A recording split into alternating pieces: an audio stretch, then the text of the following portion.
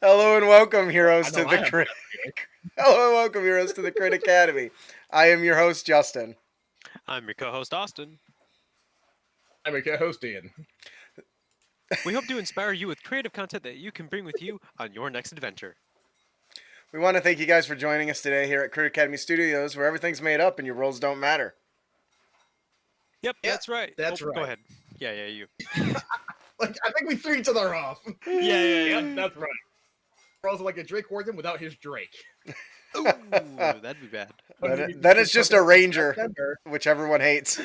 Yeah, which everyone does not like. Thank you for joining us, Andrew. It's his first time catching us live, so thank you. We appreciate it. Yeah, absolutely. Yeah. I'm really excited for today's episode. Our main topic today is the Unearthed Arcana 2020 that just came out for Subclasses Part 5. That includes the Way of the Ascendant Dragon Monk and the Drakewarden Ranger playtest material. And I'm really excited because I think they did some good stuff with this. I think so too, actually. I was just going through it, and I readily agree.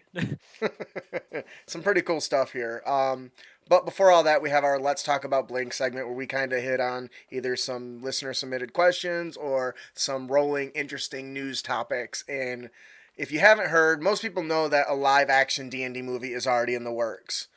What we just found out, according to MovieWeb.com, is that not only is Hasbro currently working on the movie based on, our favorite role-playing game, Dungeons & Dragons, but there has also been revealed that the company is actively developing a live-action television show to go with it. Brian Goldner, the CEO of Hasbro, announced earlier last week that the company very much intends to commit to the franchise with the company's entertainment arm currently in the early stages of developing this live-action TV show, Dungeons & Dragons. What do you guys think about that? See... Oh, no, go ahead, Ian. I'll admit, my knee-jerk reaction was, I feel like I've been hearing this one being developed for years, so... Mm-hmm. Well, this is we still don't have anything... We still haven't heard anything, solid per se about what's being done or not being done, so... Right. But I do hope we see something come of this, so... Right. My concern with it is... obviously, we're all anime lovers here, at least us three. And fantasy movies in general, or at least adaptations of stuff, tend to be pretty rough. Usually they don't have a very good turnout, and I'm sure we can all remember the Avatar: The Last Airbender live-action movie, which was just miserable. I asked the Men in Black to remove that movie from my memory, so I have no recollection of that. Oh, okay. Well, good on you, because I need to contact them. I'll send them your way. And, cool. But the last two official live-action D&D movies have not been well received either. So right. And my other concern is there's so much content in the lore of Dungeons & Dragons. Now, they could definitely choose anything, but the problem is if they don't just hone the vision in on one thing, similar to Baldur's Gate, how that's obviously the influence is heavily induced by mind flayers and stuff, it's probably going to get bad. Obviously there's going to have to be a dragon in there. There has to be. I mean, if there isn't, then what the fuck, Hasbro? That's funny. But at the same time, I would love to see some stuff on Asmodeus doing some crazy stuff, or any of the upper planes, or any of the extra stuff that you don't normally get to see in these Dungeons & Dragons campaigns because they're all so focused around the material plane. Yeah. So I do see they have a lot of stuff, and it's really hard to just filter through and pick and choose the very minute specific things to drive a plot hook with. Right. So Daryl in the chat says, well, it depends. Is it going to be the first D&D movie they made, or more like Lord of the Rings? I really feel like that's a really good point, because when they designed Lord of the Rings, they took the canon, they took all that stuff, and they didn't I wouldn't say they held to it pretty close, but the Yeah. directors and the team still took kind of some liberties with some of the story and the way it's received. Now, we're starting to see more and more successful stuff in this genre. Witcher on Netflix, I think, is a really great example of this. Yes, that is a really good example. Well, I actually have my own thoughts on that, but we'll be here all day for that too. Yeah. Because I liked the Witcher TV show, but I thought it was a very poor adaptation of the material. I can agree with that. Given what I know, but I agree with you on this part specifically. Is that it was a very good TV show. It did exactly what it intended to do. It meant to just gather an audience, attract it to what the main stuff is, and then people can go, oh well, this is what The Witcher is about. I want to know more about it, and then it continues Yeah, on. and It's a easy way for people to get into it. and I think Well- really, in order to make D&D successful, their first priority needs to be making a good show, then including and adapting the lore around that, because it does nobody no good to stay close to the lore and the details if in doing so you make a shitty show, because then it isn't Yeah. going to help nobody. Kind of going off of that, like, my dad tried to watch the first couple of episodes of The Witcher, and my dad does have an appreciation for fantasy and science fiction. Not as hardcore as a lot of people I know, mind you. But he watched the first couple episodes and went, what the heck is this? And even I said, okay, I'll admit, I enjoyed the show. The only reason why I knew what was going on in a lot of the episodes is I read the short stories those episodes were based off of. Yes. So I That's kind fair. of got where he's coming from with that. Yeah, see, I don't... And I remember I was Go ahead. in fact, I even watched an entire video that analyzed each episode, and they said, yeah, they kind of went through each short story, wrote half the material, then injected the stuff with Ciri and Yennefer, which, quite frankly, they probably should have saved for standalone episodes or next season. All right, well, bringing it back Yeah. around to what it'll take, I do think while Witcher is different, I think it's more the template that they need to go by. But I do also think that there Sure. needs to be careful of assuming your audience knows certain things. That Right. because the general audience doesn't know a lot about the universe of D&D. Right. Even Like, most they're- players don't know a lot about the universe of D&D. I would even say a lot of DMs probably don't. Mm. Like, genuinely, like there's so much out there. How could you? Right. You know, like, even though like I've been doing this with you guys for a while now, and I've definitely delved deep into some of the lore in D&D, I definitely don't know everything. Like, Yeah. there's so much more way beyond what I know that I could even possibly fathom. Right. So, but Daryl it is a franchise that's been out for a while. So Daryl points out that the Mandalorian has 5 directors. So apparently, maybe that's the Wait. key is to have in a higher production, to have more people involved and have more control over it. So it's a balancing act instead of having one person at the head. Though I gotta admit, Kevin Feige has done a phenomenal job with the Marvel universe. So. Yes. Also, that it's not unusual to have a lot of directors for a TV show either, though. So. Right. So, well, overall, I'm really excited actually- for this. Go on. I just had to laugh at something. I remember when there's been the rumors of them making a D&D movie for so long. I remember back when I lived in Mount Pleasant, which basically means before I lived here. Me and a friend of mine, when we were watching a movie in theaters, saw the trailer for The Seventh Son. That movie was a generic fantasy that our first reaction was, is this a D&D movie we keep hearing about? And this came out in 2014. So it's so generic that it just fits, right? Overall, I'm really excited for this. I hope that it goes the right way, because we've got so much garbage for Dungeons and Dragons. I think that whatever theme or recipe they're using, they need to throw that shit in the trash and pick a new cookbook. So, which, by the way, they just released the Heroes Feast Yeah, the cookbook, which Heroes is pretty Feast. cool. Yeah. So I think that'll do it for our Let's Talk About Blink segment. Before we move on to the Unearthed Arcana main topic, we have a gift to give away, compliments of Loresmith. Right. Good job, Lore Smith, for always helping us help other people.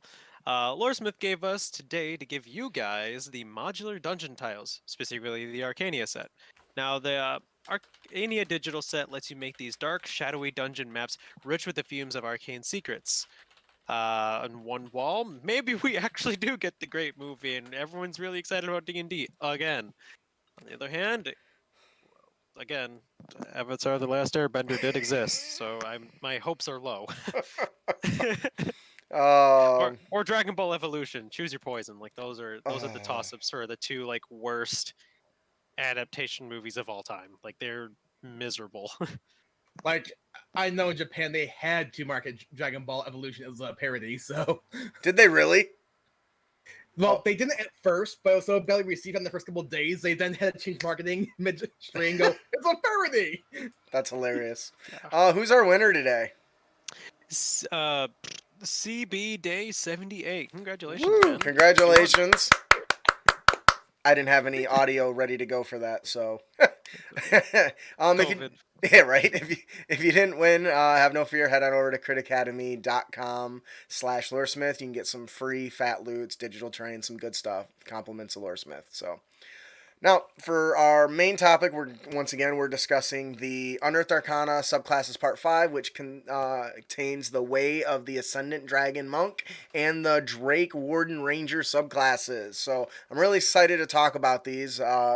The first one we have is the Way of the Ascendant Dragon. I do want to make sure you guys know this is playtest material. As always, if you do try it, you do play it, and you do have comments, leave the feedback when the survey opens up, because that's how they help improve. They are literally asking us to help them better their game. So we have never had more power and more influence over the shaping of our favorite game than we do now. So do that. I always do. A huge example of this was the psionic stuff. Uh-huh. They literally, I think, revised it, 2 or 3 times because of the feedback. So like, for those of you saying like it doesn't work or it's my voice doesn't matter, it very, very clearly does, because they have listened to a lot of people about this. And like the psionic fighter used to be absolutely insane, and people said a lot, hey, this is incredibly overtuned, and now they're doing a lot better about it. So, Yeah. and they've actually toned it down by quite a bit, and they made it more in line with actual psionics rather than this guy's using psychic powers to bolster himself.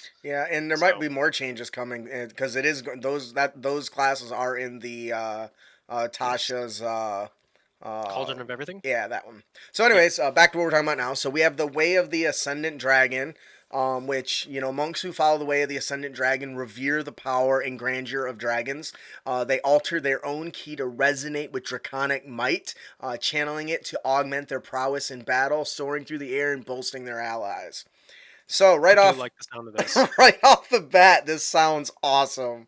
I've played a monk where I flavored it with the dragon theme, but it's all just flavor now to have a cool mechanics that go with that. So what does this mean? So at 3rd level, you get your primary features, which basically let you imbue your draconic ki into your unarmed strikes. Go ahead. I was gonna say, honestly, the 3rd level right here, this specifically the Draconic Disciple, it's honestly cool because like it influences the very core of your character, which is awesome. Yeah. So the one that really caught me off guard that I really liked about this one in specific is if you fail a charisma intimidation or charisma persuasion check, you can use your reaction to re-roll the check as you tap into the mighty presence of dragons. Once this feature turns a failure into a success, you can't use it again until a long rest. Now, That's cool. specifically, I like the use that you can keep reusing this until it actually succeeds. That's That is cool. something that doesn't happen very often in D&D, and I think it should. Yeah, I don't think I've ever noticed that. I didn't notice that when I was reading it, that you can keep using it if it fails. Obviously, as a DM, I wouldn't let you do it on that same check, but you could use it on throughout the day or the adventure week, whatever. Mm-hmm. I do I think in the psionics they did something similar, but I don't think it was on with a check specifically. So the fact that it does work on this specifically is really cool to me. Now, one of the cool aspects of this is something that we did with our gun mage. It allows you to change the element or the damage type of your unarmed strikes to acid, fire, cold, lightning, or poison. That's really cool. Our gun mage was based off of that same theme, where you could alter the element to give you a bit of advantage or offset a disadvantage against a creature with like resistance or something like that. So I imagine this means that your unarmed strength, instead of bludgeoning, it would be strictly acid instead of Yeah. That makes sense. Now, So that's cool. what's cool with all this stuff, it lets you. I think it lets you learn speak and read Draconic too, which is pretty cool. What I think is cool about this is the way you can flavor it. Remember, it's an unarmed Yes. strike, not necessarily a punch. So you can do flying dragon kicks, and like a dragon, like spectral key maw appears over your arms or over your head as you're doing a headbutt. I would love to see I was gonna say, do a headbutt with a. like a yeah. It looks like a like I thought spectral that. translucent dragon head. I And thought that pretty quick too. I was like, that'd be cool. so that's pretty cool. If you really wanted to get fancy, it could just be as easy as when you throw a punch, the head appears and opens a little gout of whatever element you change into. So, Or like when you go to knee somebody, it like turns into like a few like draconic spikes in your knee or something. Ian, what do you think about this feature? Or I'm this actually kind of mechanic? surprised that the route they didn't go was like with the Draconic Sorcerer, that you pick a colored dragon and you stick with the element throughout. True. When I first read that there was the way of the Ascendant Dragon, that's actually the first thing that came to my mind. So yeah, that's I agree with you there. Because I do think an argument could be made of changing it to any of these elements effectively at will might be a little overpowered. Because I also was kind of surprised too that they didn't set it up in a way where, let's say, you spend one key point, but you can use the element for an entire minute. I could also see an argument for it as well. I think what like it that. is it's not adding damage. It's just changing the damage. Yeah. So like it's not something Yes, that's inherently it's not giving you an inherent like damage boost unless like you of course know the weakness of the monster, but even then you'd be probably sticking with like cold or fire by Right. that point. And you don't really know if unless you know you're fighting like a the mech thing. Can't Troll? think of the word right now. But something robotic, and then obviously you could hit it with lightning maybe, but like meh. I don't know. Well, when I was doing the gun mage, I had to do a lot of studying statistics around this because that was the first response that I had gotten is that it's going to be imbalanced if they can just choose it whenever they want. But it really isn't. There's not resistances to certain types isn't such a big deal that it changes the CR rating so much. Instead, what it does is it makes the player feel like they're being able to, oh man, my ability is just for this. I get to show off, by doing the same amount of damage as I would if it didn't have this. That's it, unless it's a weakness. But then you're exploiting that weakness, and either through knowledge checks or if the DM lets them metagaming and knowing what to use. So Right, and I think that's where the line is drawn. Is it the DM just saying like whatever, this is a player, I don't care, or is it something like did they actually go through, researching these creatures and making sure that they know the weaknesses of these things in character? Now that would be different for me because that means that the monk is actively trying to find these weaknesses outside of combat and just right. working things Say it depends correctly. on your table. Yeah, and every table is Yeah. going to be different. Austin, why don't you tell us about the next ability you get at 3rd level? Breath of the Dragon. So Yeah. you can channel your ki into destructive waves of energy like the dragons you emulate. I like how it says that you're emulating them. I like that how that's constantly pushed. You're not actually turning into a dragon, you're emulating your ki like them, which is a feat in itself, so that's still cool. When you take the attack action on your turn, you can replace one of your attacks with an exhalation of draconic energy in either a 20-foot cone or a 30-foot line that is 5 feet wide, your choice. Choose a damage type: acid, cold, fire, lightning, or poison. Each creature in the area must make a dexterity saving throw against your ki save DC, taking damage of the chosen type equal to 2 rolls of your martial arts die on a failure or half as much on a success. And then, of course, it goes up by level, so it becomes 3 rolls instead of 2. And you can use it as many times as your proficiency bonus. So this is interesting. Oh, I didn't. Oh, this is the last part right here, actually. When you have no uses available, you can spend 1 key point to use the feature again. That's cool. That is cool. I feel like that all this actually makes it better than the It does. Dragonborns. Yeah. Dragonborn's racial just got pissed all over. Yeah, it did. I think this is cool. This Actually, is I think a lot of people were expected. doing that since those first came out. So Yeah. So the one thing I love about this, and I know we already have the Sun Soul Monk that does the Ki Blast and all that stuff, but for me, I love the idea of treating this like a Kamehameha wave or something like Yes. that. I was thinking exactly along those lines. Like they are just, or like, what if they're like the cool silent type? So they're just standing still and they just look at you, and like this wave of energy just exudes off them and like hits the opponent, and they haven't moved. They're just standing and staring at you. You know I'm what I mean? Like, envisioning like the from Bleach when they have the right suit and the just like the weight and the weight of it. yeah, just Yeah. pulls From down on 'em. Kenpachi, yeah, that's exactly what I'm thinking here. Like you're the strong type. You're not the monk type. You're the strong, the muscly monk type. Yeah. What about level 6, Ian? Yeah, I'm interested. 6. Wings Unfurled. When you use Step of the Wind, you can unfurl spectral draconic wings from your back that vanish at the end of your turn. How the wings exist, you have a flying speed equal to your walking speed. You can use this feature a number of times equal to your proficiency bonus.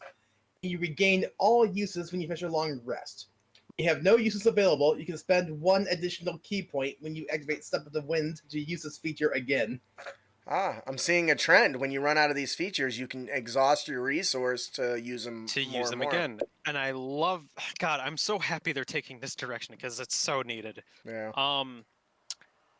I have a couple thoughts about this. Well, I like that it's including a feature that they already have. This when you use your Step of the Wind. So it's basically enhancing a feature you already have, which I think is really, really cool and is a better direction, as you just said, than just giving them an outright new feature. They're enhancing something they already have, which is just fantastic.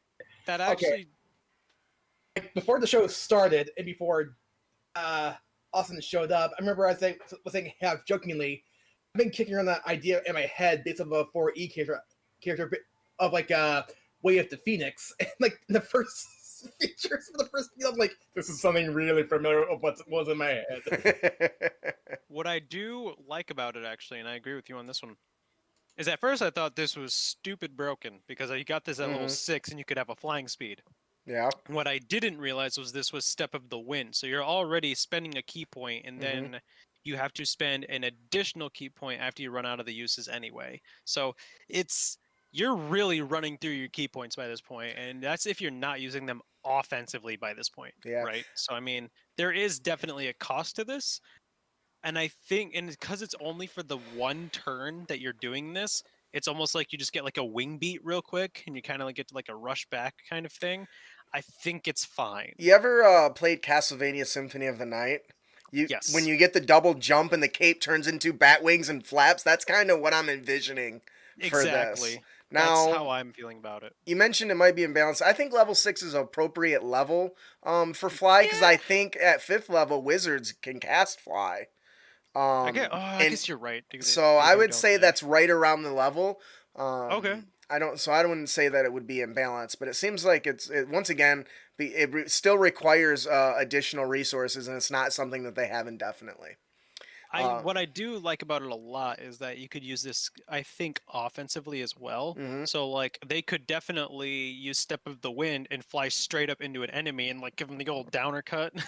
Yeah, like or grapple them, and bring them to the ground. And just So I mean, I like this feature because you would instantly think defensively because that's how you normally use Step of the Wind, right? But you could definitely use this in an offensive way. So I do genuinely love the versatility of this specific feature.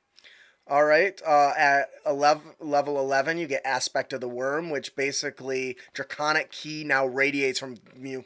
Dragon Ball Z right there, right? Cool. Just glowing energy coming off you.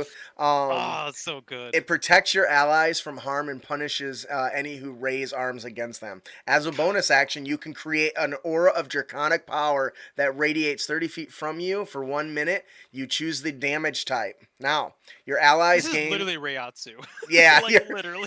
Your allies gain resistance to the chosen type of damage, and waves of destructive energy flow out from you and your allies when any of you are attacked. When you or one of the allies in this aura is hit by an attack made by the creature within the aura, the attack that was hit, the target that was hit can use a reaction to basically do the amount of damage equal to the martial arts die. So basically, you're giving everyone a damaging aura that when they're struck, it hurts the enemy, which is just cool as hell. That is so fucking cool. Now, you can only use it once per long rest, Yeah, unless that is the you downside. expend 4 key points to use it I again. would so fucking do that. Absolutely. Again, I love, like, and this is good. You're getting resistance to. So if you're in hell, you're gonna get like a fire aura, right? You're just gonna be like, Yeah. yeah, whatever. And is it? Does it deal that damage? Yeah, it deals that damage type Okay. of the chosen type. So interesting, but still, that's almost free damage. No concentration. Remember, guys, this is a feature. You don't have to concentrate on this. Yep. And the fact that it uses one of the less used mechanics, which is reaction. Because Yes. aside from maybe the rogue or like a protection fighter, and Yeah. occasionally the wizard with their shield, reactions don't get as much use. So it's nice to see a feature that feeds off of that. At least that's my thoughts. And once again, No, I can agree to that. I love the key cost to for sure. reactivate it. This whole, I'm loving all. This makes me want to play a monk. Like with this specifically, this is fucking cool. Yeah. Like this is, man. If this is this good, I can't wait for the ranger. Right. Uh, Do you want to tell us about the next and final feature of this class there, Austin? oh my god, I read the first few words and I'm excited. So this is Ascendant Aspect. At 17th level, your Draconic Key reaches its peak. You gain the following benefits. You gain blind sight out to 30 feet. That's Within awesome. that range, you can effectively see anything that isn't behind total cover, even if you are blinded or in darkness. Moreover, you can see an invisible creature within that range unless the creature successfully hides from you. That's so cool. again, still thinking Reiatsu here because there's actually a thing, or like Neji, where like you know how the Byakugan can kind of see within that bubble. It very much so reminds me of that as well. Yeah. When you damage a creature with your Breath of the Dragon, which was at level 3, the energy clings to the target. At the start of each of the creature's turns, it takes damage of the type of Your breath. of your breath dealt equal to one roll of your martial arts die. At the end of its turn, the creature can repeat the save, ending the effect itself on a success. So you get a DOT for free. Yeah, you light them up. That's so awesome. When you activate your aspect of the worm, Draconic Fury explodes from you. Choose any number of creatures you can see within your aura. Those creatures take 4d10 acid, cold, fire, lightning, or poison damage, your choice. So, damn, that's cool. Holy cow. That is really cool. I think this might be my favorite monk subclass. Like, actually. I actually feel like this is what the elemental way of the monk should have been. Yeah. Because you could get rid of the dragon aspect and just call it the way of the elements monk, and it would be better than the one they made. It's not a high bar. Yeah. And, I mean, yeah, you're right. I thought it was fine. Man, this is pretty cool. Super good. Yeah, like it's so. It all just kind of flows well. It all makes sense. Yeah. It all works. The thing that I really like is that their capstone ability really harkens back to the core of the class, which is the dragon breath thing that you can do as part of its core, and it enhances that in a different way aside from just increasing the damage. Well, I guess it does actually do that, but it does it in a different way. Which is pretty cool. It doesn't give it damage immediately. It gives it damage later on. That's still a save, and I love the aspect of the worm. That's probably my favorite thing about this. It's just so like you just choose to just explode with power like a dragon probably would, because that's kind of their whole thing, is that they are these kind of, for the most part, kind of docile creatures that don't really do a whole lot. They just kind of want to keep control of territory and stuff until they just decide that, hey, I'm going to take this from you, and you kind of have to accept it. Right. So Very cool. The one thing we didn't touch on, I'm just going to make a real quick comment. They do have Ascendant Dragon Origins, which are basically a list of ways your character learned this. So the very first one is you honed your abilities by observing dragon and aligning your key with their world altering power. And they give you a collection of ways to do that, which I think is really cool.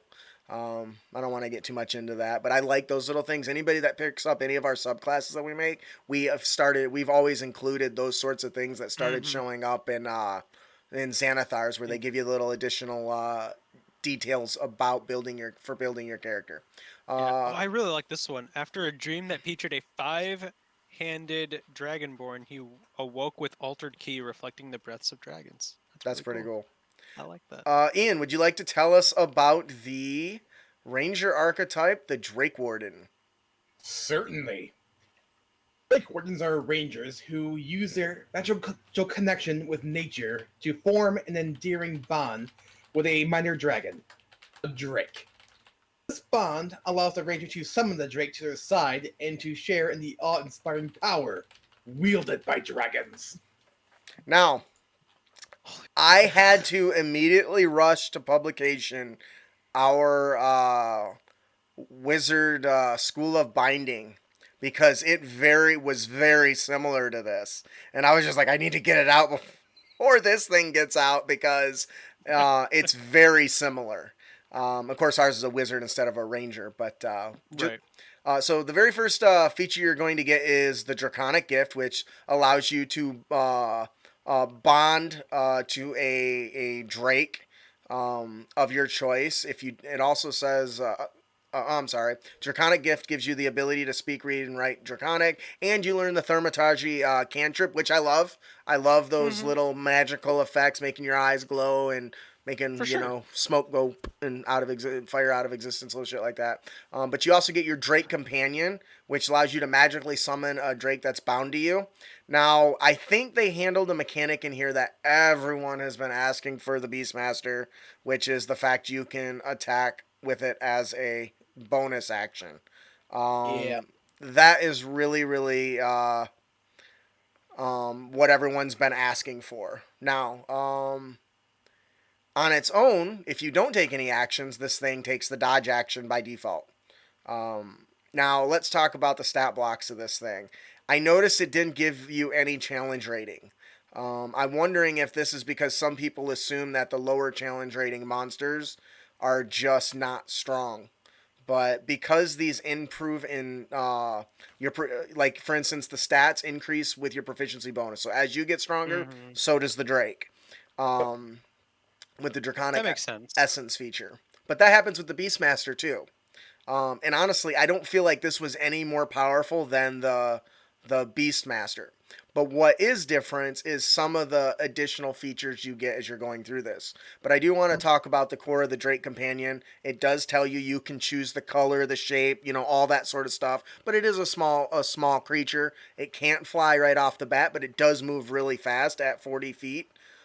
Still very fast, yes. Yes, which is pretty cool. But most of the stats are basically based around your proficiency bonus. It does have a bite that's just like 1d6 plus the proficiency bonus of whatever type you chose. So when you summon it, you choose a type and it stays that type. The feature, it also has the Infused Strikes reaction. This is where I think it's a little better than the more traditional pets because most of those don't. For the beast, usually. So this one gets Infused Strikes when another creature within 30 feet of the Drake that it can see hits it with a weapon attack. It can counter with its own attack of 1d6 damage of the determined type. So basically, by putting it in combat, you can potentially get it to a situation where it can attack twice, which I think is the one thing that puts it just above the Beastmaster Ranger. Now, because of this, I totally feel like that I would, as a DM, if somebody wanted to play a Beastmaster, I would give them like a counter strike or something that's basically this feature for them. Which is fair, honestly. Reason being because I feel like Ranger is the least seen class. I feel. Except for the Gloomstalker. I see that a lot. Except for maybe the Gloomstalker, yeah. But yeah, other than that, I haven't seen. I don't hear stories about Rangers. I don't see anyone playing Rangers. No. Our group doesn't usually play a Ranger. No, I know you did one time, it was but fun. yeah, and that was it. Like that's So anything that can help the ranger just kind of shine a little bit more, I'm always for. So. Yeah. Austin, why don't you tell? So that's all the stuff you get at 3rd level. Yep, that was all 3rd level. You don't get anything else until 7th level. Austin, what do we get here at 7th level? So at 7th level, we get Bond of Fang and Scale. The bond you share with your Drake intensifies, protecting you and stoking the Drake's fury. While your Drake is summoned, you and the Drake gain the following benefits. You gain resistance to the damage type chosen for the Drake's Draconic Essence, so the elemental type you chose, which is very good. Choose one of the following. The Drake gains a swimming speed of 40 feet and can breathe both air and water, or the Drake grows wings and gains a flying speed of 40 feet. You can get one or the other. The Drake's Bite attack deals an extra 1d6 damage of the chosen damage type you had originally. So basically, your Drake just gets more powerful this level. Now, this is cool because it gains new features, and you can fit that to the theme that you want. Now, I've recently been finishing the Aragon saga, and so this really appeals to me to want to be able to create my own unique, maybe a water dragon like Vaporeon, right? No, it's not a dragon, but where it's got the water breathing and the swimming, and that's where it specializes in, turning into kind of an Aquaman sort of pet. But I do feel like most people would end up picking flying over it. But so if you summon a different one, do you get when you're So can you change whether it's the breathing underwater and swim speed? I don't think so. I think once you pick it for that Drake, that's what it is. Yeah. Okay. Unless you find another Drake somehow. Well, I think you can you summon a different. Can you summon a different one? Once you summon a Drake, you can't do so again until you finish. So you can resummon one at a new level, or a new at the once a day. So it sounds like you can change the type that you get for the scenario, which is pretty sweet.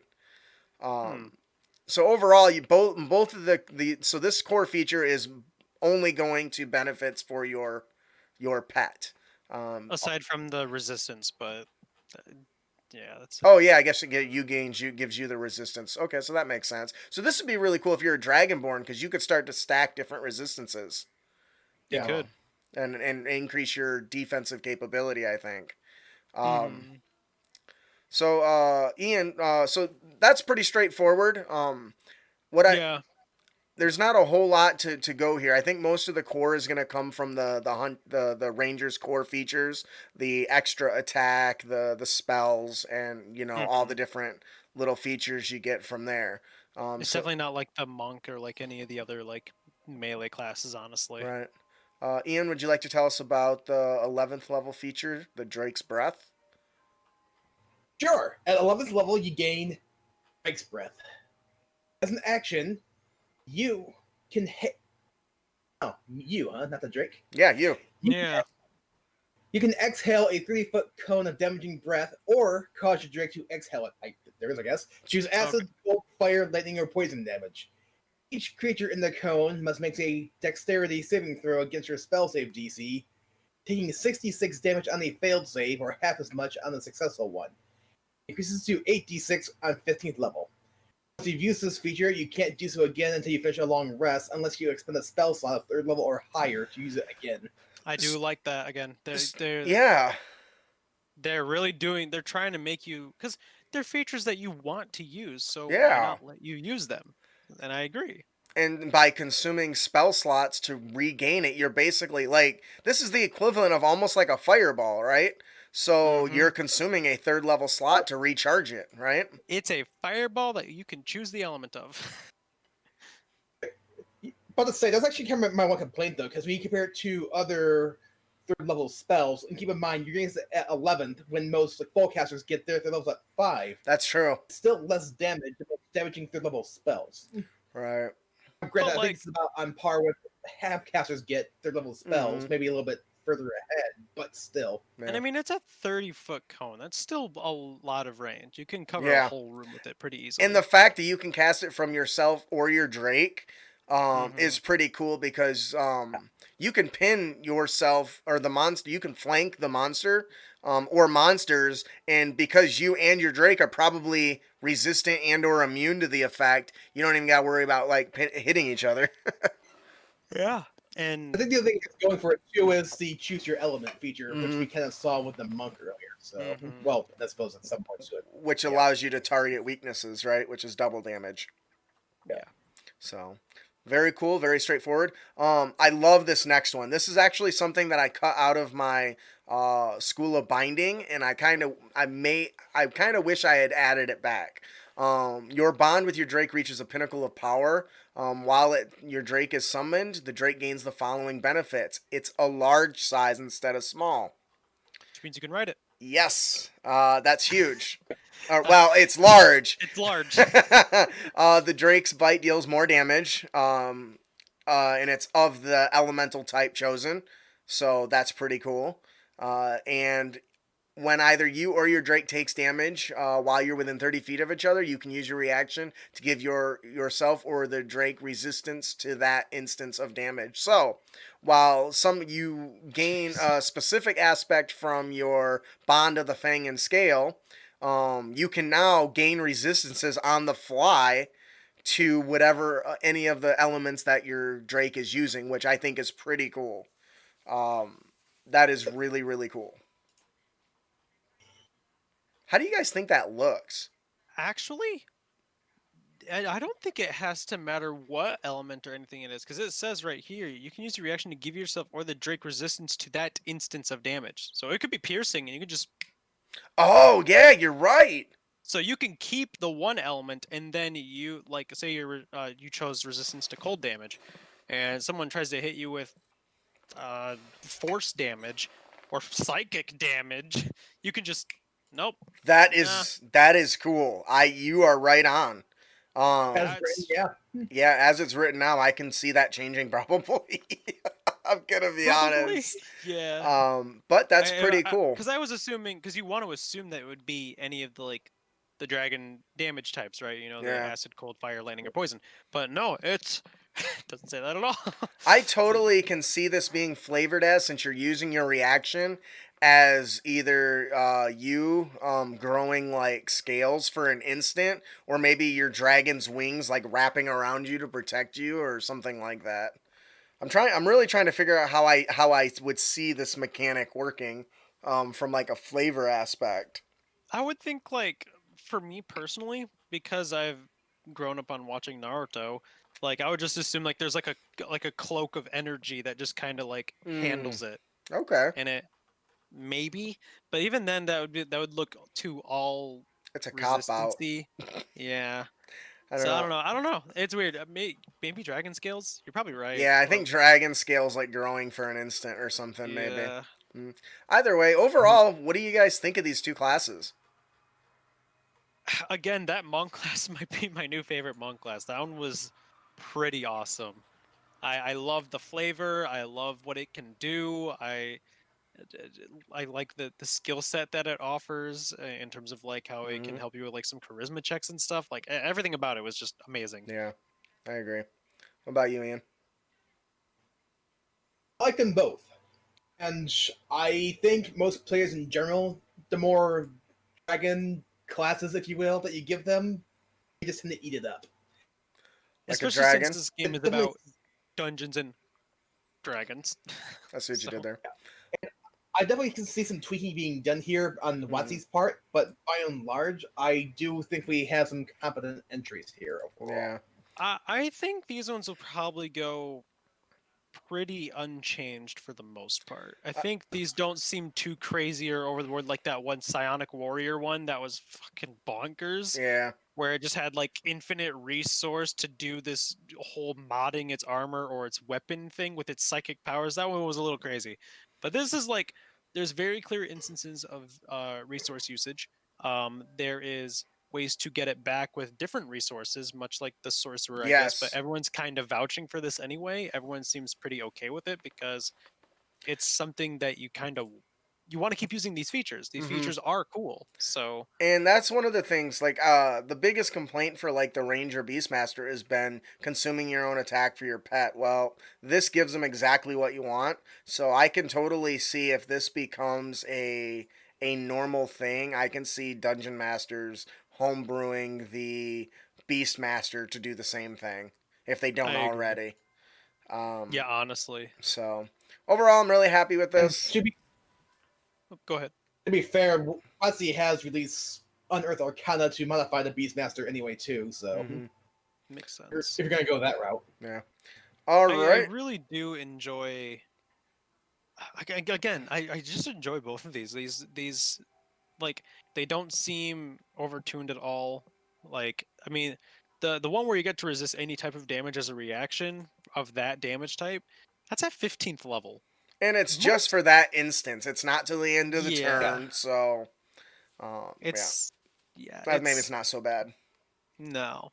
And I mean, sure the dragon is strong, but like by that point, so is everything else. True. like paladins have like a lightsaber by that point. Like, dude, come on. That's funny. Like even the like, I was surprised personally at how the 17th monk one, the 17th level one, how like at first glance, I was like, this kind of doesn't feel like it does that much damage. But then, of course, you see like the DOT and then the weird 4d10 burst damage of like an aura explosion centered on yourself. That one was pretty interesting. I was like, all right, there we go. There's something to give the monk a little extra, some burst damage, I guess, in Right. there. So something that's probably needed by that point because I think monks, they deal a lot of damage, but like, they don't have a lot of AoE damage. So I thought that was kind of neat that because they have this aspect of dragons, they kind of get to have that as specifically them. So Mhm. I thought that was cool.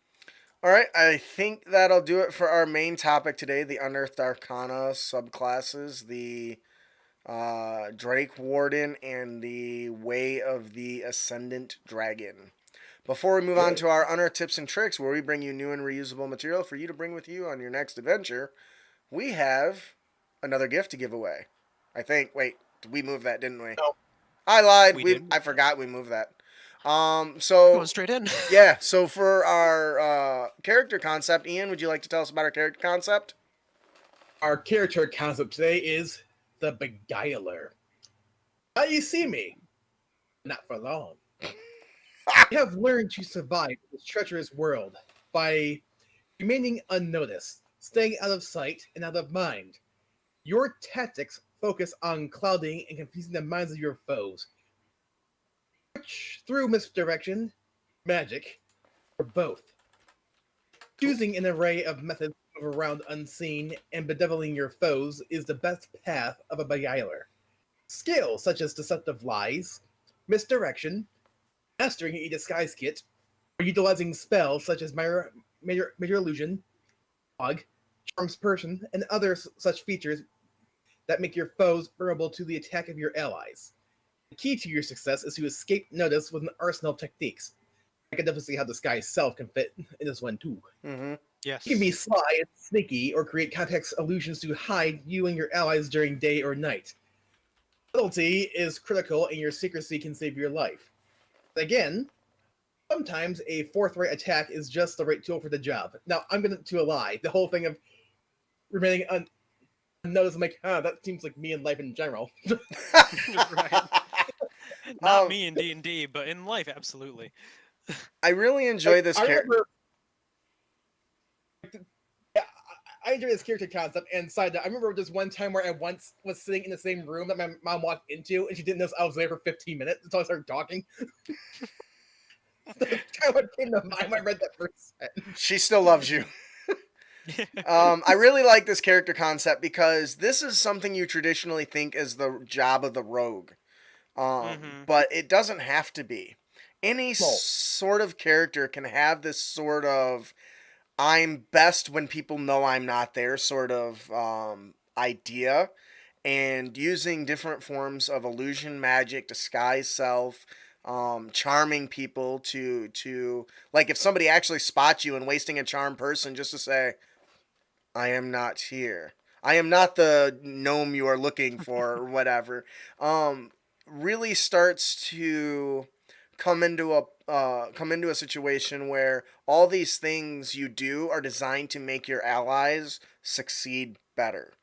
And I really like that. I like playing a character where nobody know their success is my success, but nobody knows that it's my success. Does that make sense? Yeah, yeah. In my head, it did. I don't know if it came I out could definitely right. see a wizard doing this. Yeah, That'd be fun. a wizard or a bard, maybe. I mean, yeah. Again, obviously the rogue, but we don't want to be too obvious here. Right, Like, right, and that's kind of the point, right? We right. don't want to be too obvious.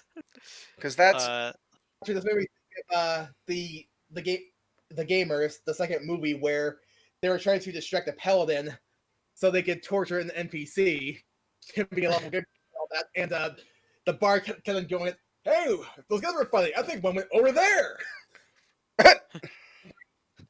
Like interrogation scene, they kept like, cutting back to like the bard and the paladin. I don't see it. He must get off. Wait, he's over there. Where? and they just keep Oh. running Yeah. misdirection, right?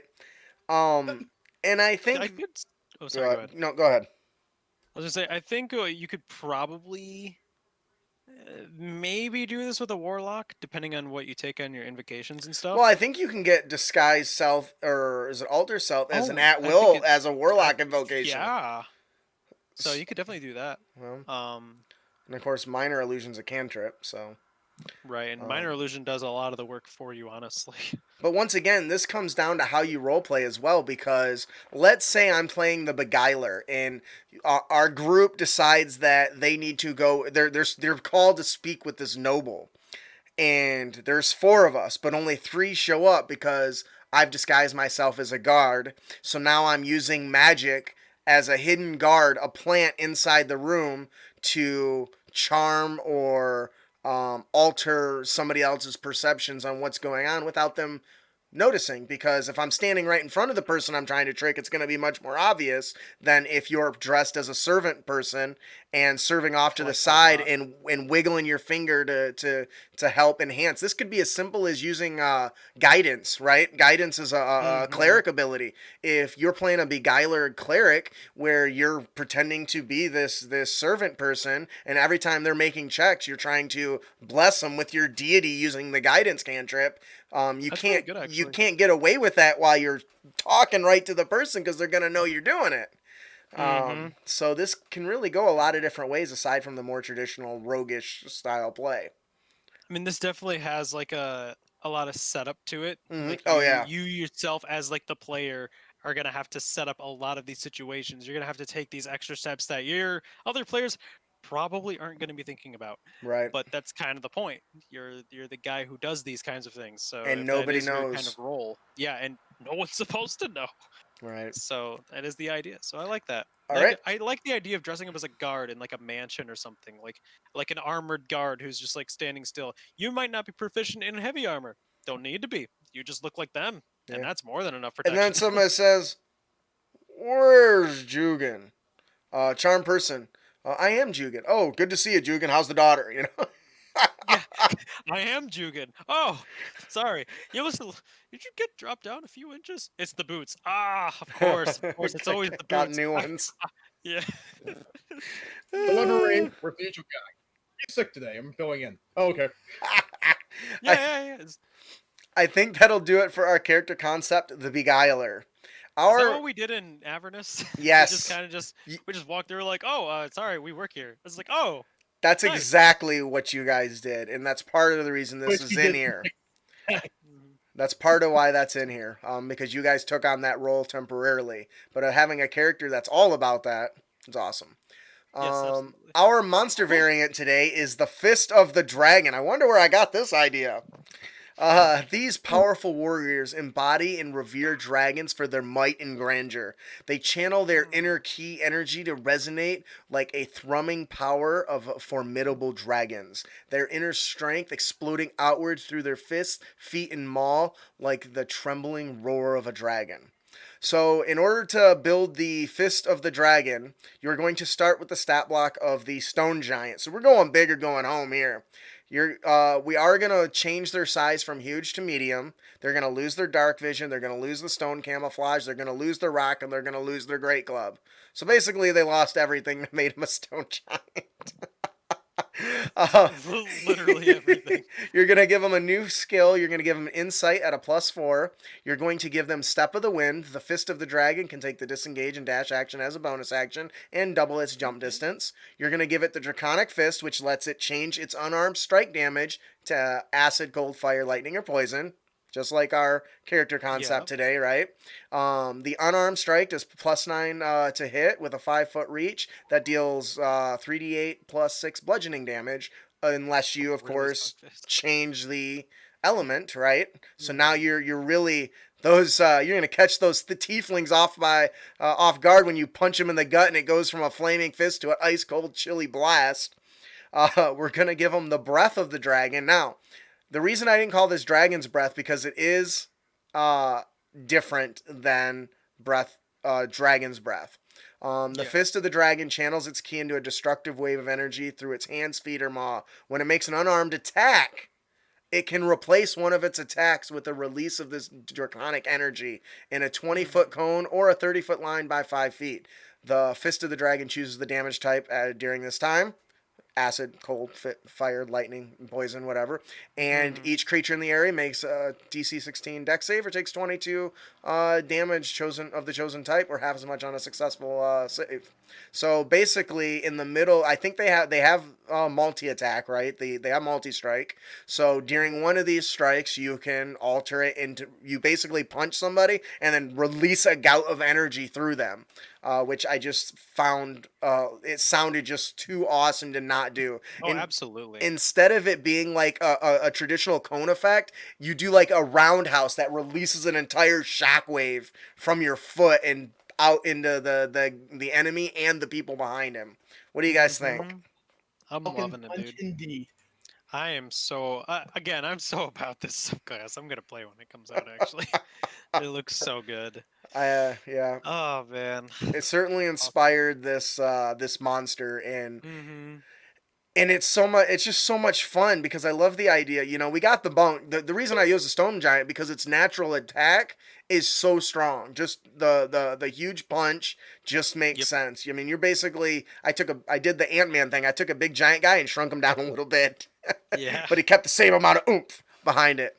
Overall, I think this is a fun one and can add quite a bit of versatility. I like the idea of including it as like an NPC that the characters might run into for whatever like a reason. humanoid. Yeah. Yeah. And I mean, he could be. I mean, the race can be any you want. This is the origin stone giant, but you shrink it to whatever medium creature you want, or small, I guess, if you really want to do a gnome fist dragon guy. So I guess, yeah. all right, that'll do it for our monster variant, the Fist of the Dragon. Austin, would you like to tell us about our encounter of the podcast? Absolutely. So our encounter is Fallen from Grace. While making camp, a far distant golden orb dances in the sky. After several minutes of erratic behavior, it streaks across the sky, its light flickering in and out and slams into a nearby mountain. A character who succeeds on a DC 18 Wisdom survival check is able to successfully locate the object. Upon arriving, they discover a small crater inside which is an athletic female with golden cloth, with gray skin, and severe battle wounds. She is haggard and has difficulty moving, but she is able to identify herself as a... You can do it. Sound it out. A Yaelil? Go with that. Okay, a Yaelil. Sounds good. That is a tough word for me to say. Don't know why. Which is a Deva. Very cool. A successful DC 16 Wisdom medicine check confirms her wounds are life-threatening. She has 4 levels of exhaustion, which is awful. 1 level of exhaustion is awful enough. I can't imagine 4. She explains that she was on her way to share a Da Vinci message of great importance. That's supposed to be divine message. I'm assuming it's supposed to be divine message. Hey, you know what? Why don't you just ignore my autocorrect when I'm typing on my phone, all right? Awesome. I was like, I read it right. As GM, of course, you can decide what it is. Doesn't really matter. During her flight, she ran into a bone devil named Olgrogra. That's pretty good. Olgrogra. That's easier than a Yaylil. And its minions bent on preventing her from achieving her goal. She was able to deal a devastating blow to the devil and its minions, but not before it used a strange object to capture and imprison her grace. Without her grace, her wings, magic, and celestial power left her, and she crashed into the material plane. She pleads with the characters to seek out her grace and return it to her before she dies. With her grace gone, she won't survive more than 2 or 3 days. A successful DC 18 intelligence to religion check can confirm a general area where the devils may be hiding in an area to recover. The Olgolgra has strapped a Yaylil's grace in an Ifriti bottle, DMG instead of a fire, her grace is radiant. Upon returning the bottle to her and releasing her grace, she is fully restored. What do you guys Now, think? what would be cool afterwards is if you kind of get her favor. So she's like, "You saved me. Call me if you need help." So for one time, Right? you could just call down a diva and just wreak havoc. I like that. That's a You good know, or idea. just like a simple like, "Hey, you guys get a blessing. Here's a level up or something." I don't know. What do you guys think about this encounter? I love helping angels. It's a fun time. I like how there's like a time limit to it, so there is a reason to kind of pursue it quickly. And of course, it's an angel, so if you're any good character, you're gonna do it. Assuming I you. hope. So the really thing I thought was interesting is they can go looking for it, but if they fail the survival check, they never find it. So the idea that it creates an event that they can investigate but may fail is interesting. I also included this because I like the idea of events occurring around the characters when they just happen to be by. And you'll start to see that as a recurring theme in my encounters, where they're just kind of events that are going on, and the players can choose to get involved or not. Because I think that that's the best way to do it when you've got a more open, sandboxy game. Yeah, Uh, and I definitely noticed that from this one as well. That it is very. It kind of just can. You can just throw it anywhere. It'll happen. Oh, I'm fighting on an airship. Boom! An angel lands on me. Andrew says she says, "Call me, beat me if you want to reach me." That is totally a Kim Possible thing, right? Is that what that's from? I think so. I think Yeah. it is. The other thing that's really cool about this is once they capture the item, if they manage to defeat the Bone Devil and its minions, it's an Ifriti bottle. Now it's not a fire Ifriti; it's like a radiant one. But Ifritis can grant wishes, so now the characters have a choice: grant wish, save a deva. Yeah. So Yeah, I think it gives a strong moral choice about what's right to do. I think that it's very clear what the right thing to do is. Just how greedy are the players? Because they have a very well perceived reward with just this alone. Mm-hmm. But then they're like, but what could the diva give us? That's Just true. a thanks, pat on the back. Is that it? Move along and move along. Yeah. You're not gonna tell your god that we just saved you? Nope. You have anything on this, Ian? Okay, I'm gonna say it. Definitely remind me of a few episodes of Supernatural here and there. Oh, I'm Some not fun gonna shit. lie. I totally took this right from Supernatural. I suspected. Like, I suspected. I won't even deny that. As with many of my ideas, they are concepts that have been twisted and taken from other inspirations that are better storytellers than me. All right, so It reminds me of a meme like, where can I get ideas for my D&D campaign? Wait, my players don't play Warhammer 40k. that'll Start ripping stuff out of it. that'll do it for our encounter of the podcast, Fallen from Grays. Our magic item of the podcast is been submitted by Andrew Wheeler. I did make some adjustments to better fit our formats, but let's go from there. It is called Bolt. It is a weapon. It is javelin. It's very rare and requires attunement by a follower of the God of Storms, and you can change that to whatever you want. Zeus. That's what I was thinking, but Literally, Zeus comes down. He's like, "Hey, there you go." which by the way, if you have not watched Blood of Zeus, it's awesome. I really enjoyed it. It's on Netflix. Once I also was playing Hades, so I kind of get that too. And you do get Mhm. buttons from gods, so. Once held in a temple at the top of a mountain, this javelin is an exquisite weapon engraved with images of crashing lightning bolts, clouds, and creatures of the sky. Although you must worship a god of storms, Bolt grudgingly accepts new converts. He's gonna try to convert him. A weapon that tries to convert you. That's hilarious. You gain a +2 bonus to attack and damage rolls made with this magic weapon. If you score a critical hit with it, the target takes extra lightning damage equal to your proficiency modifier. So now, We could raise that a little. you know what? I gave it a +2. What the hell you +2. want, man? And it's elemental damage on top of your double Yeah. damage crit. Come on now. Yeah. Anyways, so this weapon also functions as a javelin with javelin of lightning with 3 charges, which are consumed. Each use consumes a charge. So instead of just the once per day that the javelin of lightning gives you, you can do it up to 3 times. And it regains those charges at dawn. Additionally, it can cast the sending spell once per long rest, which it does automatically in secret every day at dawn, reaching out to its previous owner and creator, a lich named Amuzan. Amazon Prime, hoping to be reunited. Sentience. I'm sorry, what? Sentience. Bolt is a sentient weapon of lawful evil alignment with an intelligence 11, a wisdom 10, and charisma of 18. It has a hearing and dark vision out to 60 feet. The weapon communicates telepathically with its wielder and can speak, read, and write and understand language, plus 3 other languages. Personality. When an enemy is near death, Bolt grows excited. It begins humming tunes of thunder and storms. Bolt zealously desires to be reunited with its creator. Every opportunity for input is used to drive its wielder back to its old home where it was forged by Amuzan. A damp, dark temple in a mountain that protrudes through the clouds. Bolt harbors a secret that it truly wants to serve its creator. Everyone else is just a vehicle to help it find its creator. Now, I Interesting. do have one question. It casts sending at every dawn, right? Yeah. In secret. What if somebody casts identify on this item and like you can cast sending? Don't worry about it.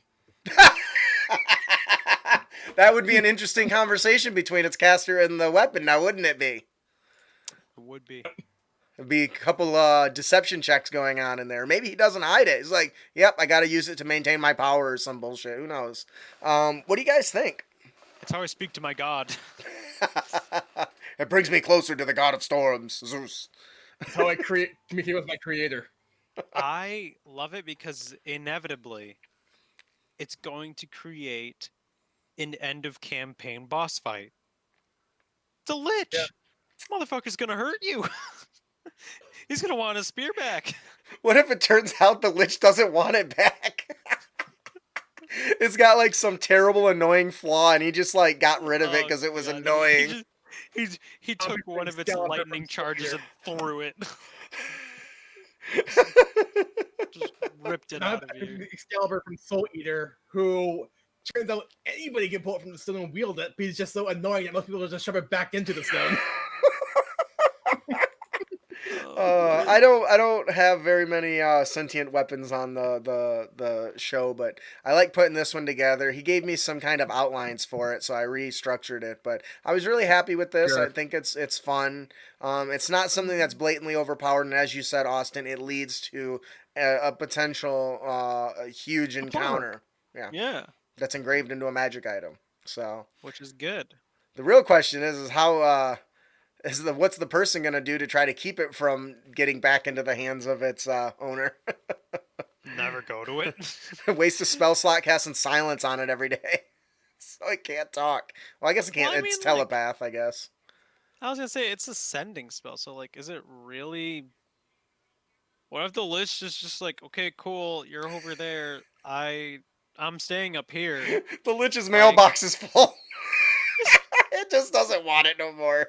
He's like, hey man, I'm all the way up here, in my dark cathedral in the middle of some clouds. You're way on the other side of the world. I don't have the time in the day to go over there. That's I funny. don't care. You're one of my lesser items. Right? Like, Oh God, you know? it's cracking me up. Oh man. I think that'll do it for our magic item, Bolt. Hmm. Thank you, Andrew, for your submission.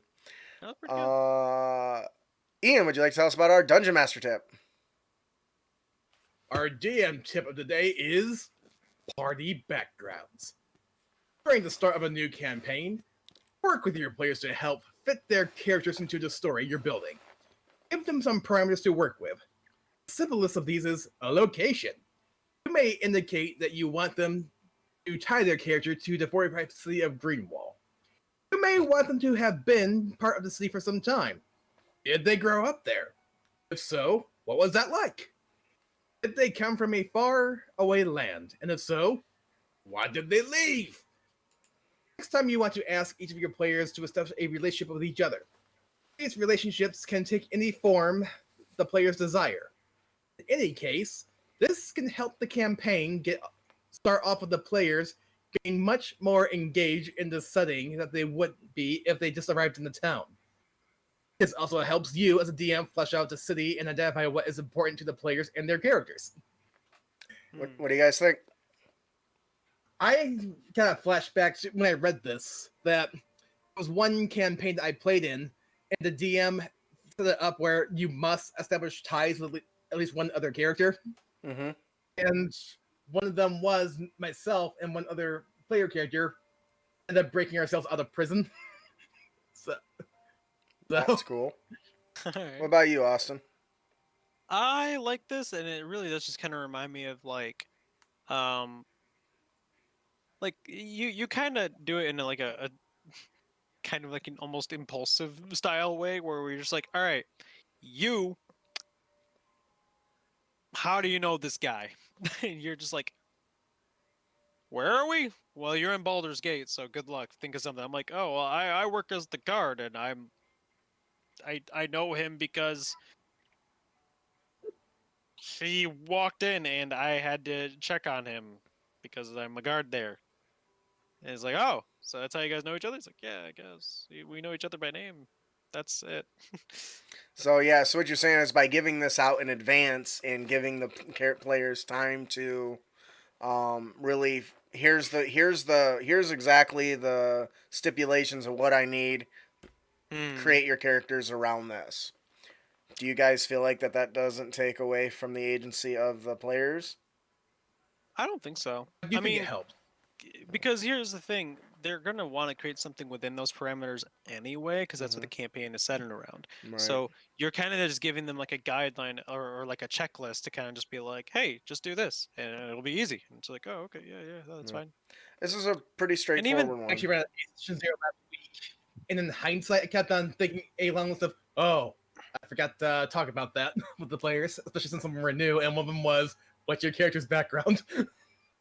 and How do you like know each other? I was like, oh. And even then, you could Oh. always say like, "This is what you've been doing in recent time." Doesn't mean Mhm. that's what you were doing before all of what you've been doing currently. Right.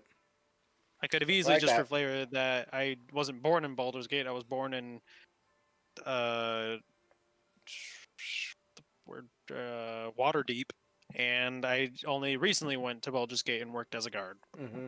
Still the same thing. Everything still applies, except I was just from somewhere else, and I could add more stuff over there if I wanted to. Right. Flesh it out a little bit. All right. I think that'll do it for our Dungeon Master tip. Party backgrounds. Our Yeah. our player tip of the podcast is don't be a dick. Well, we tried. Racial powers.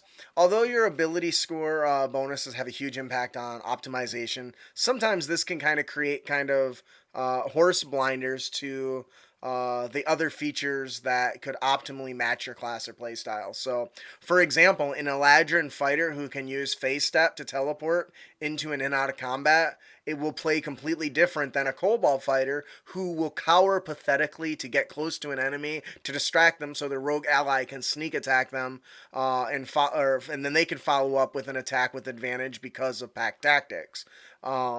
Huge. Consider how your character might use these different racial powers of the various races you're considering.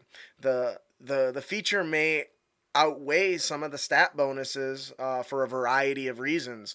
It is worth noting, however, that some features will work more well with pretty much any class, while some are more specific. But it's easy to get caught in which character has the best stats for me, to give me this primary stat boost up to the highest level I can get, and not think about just the other racial features and how they can come into play across your builds.